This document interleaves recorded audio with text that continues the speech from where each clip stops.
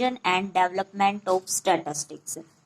ऐसा माना जाता है जो स्टैटिस्टिक्स है वो कोई न्यू डिसिप्लिन है, बट ये कोई न्यू डिसिप्लिन नहीं है, बल्कि ये उतनी ही पुरानी है जितनी के एक ह्यूमन सोसाइटी अपने आप में। जैसे कि जब से अर्थ पृथ्वी पर ह्यूमन सोसाइटी जितनी पुरानी है उतनी ही पुरानी क्या है, हमारी स्टैटिस्टिक्स है। लेकिन पहले क्या होता था, जो स्टैटिस्टिक्स का यूज है वो बहुत ही कम होता था। स्टैटिस्टिक्स का यूज क्या होता था, बहुत ही कम होता था।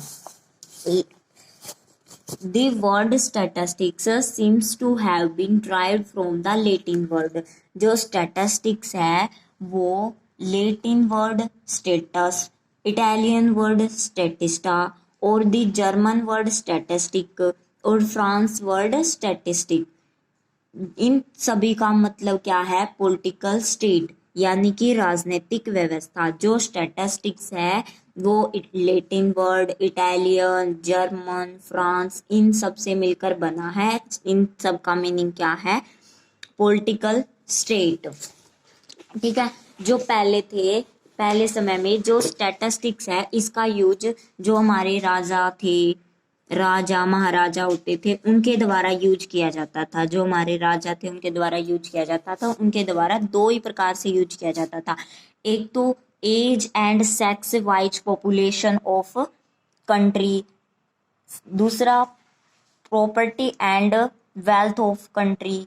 इन दोनों का यूज क्यों किया जाता था, क्योंकि जो सम्राट होते थे वो क्या देखते थे, age and sex wise population को क्या करवाते थे, काउंट करवाते थे, सेंसस करवाते थे, ताकि ये पता लगाया जा सके कि जो young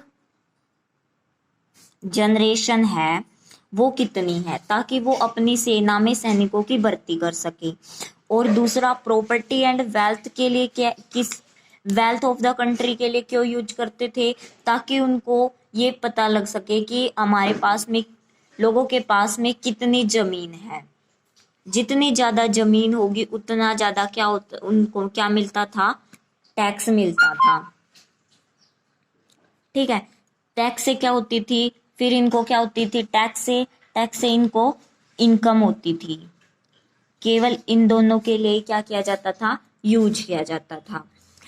in India N efficient system of collecting official and administrative statistics existing.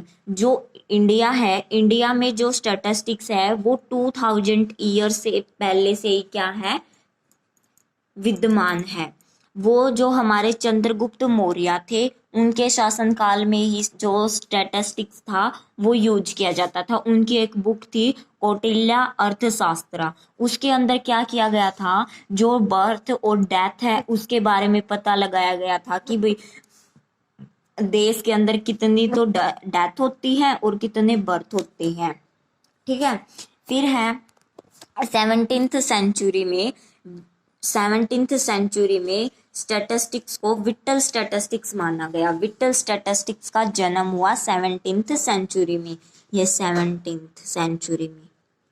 ठीक है, 17th सेंचुरी में। और जो विट्टल स्टैटिस्टिक्स थे उसका फादर किसको बोला जाता है, कैप्टन जॉन को बोला जाता है, जो कि कहाँ के थे, लंदन के थे। 1674 तक ये इनका शासनकाल चला था, मतलब कि इनका टाइम पीरियड था। फिर है आर.ए. फिशर। जो आर.ए. फिशर है उनका बहुत ही ज़्यादा इम्पोर्टेंट रोल है, किस चीज में, गैंट रोल है डेवलपमेंट में, theory of statistics.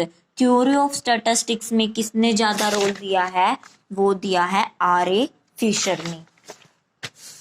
Indian statistics, जो इंडिया के स्टैटिस्टिशियन थे उनने भी जो हमारे जो स्टैटिस्टिक्स है उसमें बहुत ज़्यादा योगदान दिया है। लेकिन जो वर्ल्ड मैप है, वर्ल्ड के मैप में जो इंडिया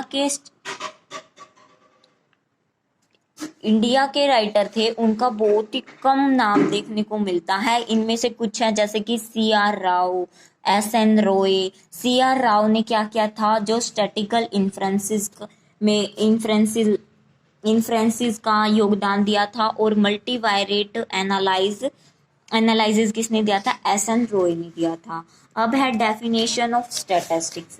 जो डेफिनेशन ऑफ स्टैटिस्टिक्स है, जो स्टैटिस्टिक्स का मीनिंग है, वो दो वे में लिया जाता है। कुछ राइटर तो इसको क्या बोलते हैं? सिंगुलर सेंस में लेते, कुछ इसको प्लूरल सेंस में लेते हैं। इसीलिए जो स्टैटिस्टिक्स के मेथड हैं वो दो प्रकार से हो सकते हैं। फर्स्ट है न्यूमेरिकल मेथड, और सेकंड है statistical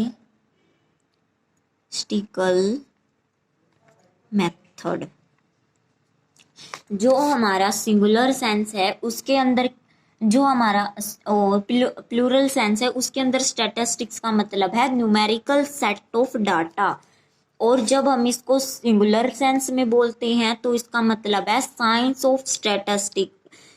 of statistical method embodying the theory and technique used for collecting, analyzing and drawing inferences from the numerical data। जो स्टैटिस्टिक्स है, अब जो स्टैटिस्टिक्स है उसकी न्यूमेरिकल डाटा के रूप में डेफिनेशन प्रोफेसर हॉर्से सेक्रिस्ट ने दी है। उन्होंने क्या बोला है कि जो स्टैटिस्टिक्स में be defined as the aggregate of fact affected to a marked extent by multiplicity of causes, numerically expressed, enumerated or estimated according to a reasonable standard of accuracy, collected in a systematic manner for a predetermined purpose and placed in a relation to each other।